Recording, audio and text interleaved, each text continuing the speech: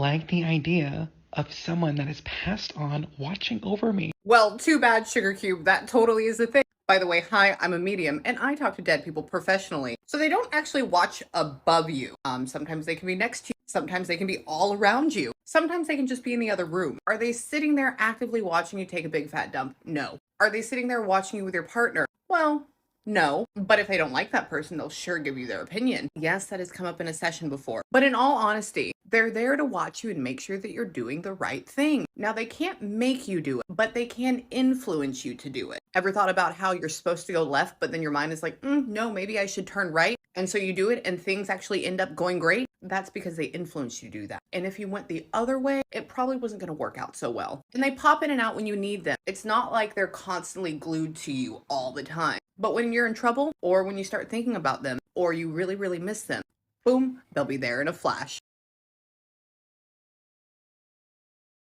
A month or so before the patient dies, they start seeing dead relatives. This hospice nurse cannot be more correct. So I want you to think of the passing process just as when a baby is being born. There are stages in the birthing process, and near the end, all of your family gets together, they all get really excited about this baby coming out. The mother labors for a long time, and then boop, and the baby is greeted by everybody that loves them. So that's exactly what happens also when you pass on. Your body is shutting down, you're laboring to get into the next world, and guess what? Your family and loved ones are there to greet you and take you home.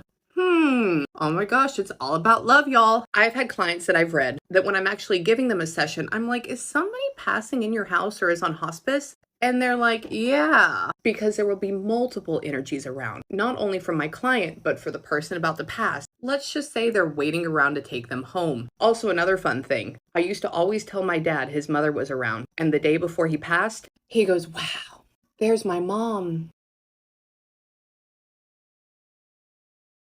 I just had a session with this woman. Her son wanted to make sure that she knew that he passed a hero. The first thing he said, just right off the bat, was, Mom, you got my purple heart. You got my purple heart. I'm still losing it right now. I'm sorry. I'm asking him in my head, you know how he passed? He was overseas. He was leading a convoy, and the 3 of them got destroyed by explosives. He crawled out, very injured, and drug 4 people to safety. All 4 of them lived, but he didn't. They gave him a purple heart, and his mommy finally just got it last week. He said, Mom, keep it. Don't bury it with me. I want you to remember your hero. This coming week, she was gonna go bury it in the grass by his grave for him. He told her no. Oh my gosh, that was intense. My clients and people are always asking me, how do I get signs? How do I get signs? How do I know that they're there? And I don't want you to think that every single sign has to be a butterfly or always coins.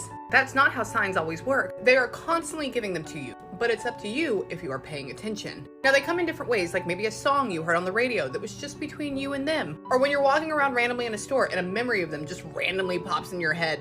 That is them telling you that they are there. People always ask, well, why don't they just show themselves to me? Why don't they just manifest themselves? I want you to take your physical body and manifest it into only energy when they want you to. That seems a little hard, right? Well, it is for them too, especially when you're not feeding it for them. Now, this is how you always get signs. Take about 5 minutes in a quiet space by yourself. Then I want you to start remembering really good memories about them and really good events. And when you start to feel that beautiful love energy come in, I want you to envision in your head what you want to see as a sign. Give them 48 hours from them to do it to you, and I can guarantee you that it will show up. Honestly, make it anything you want.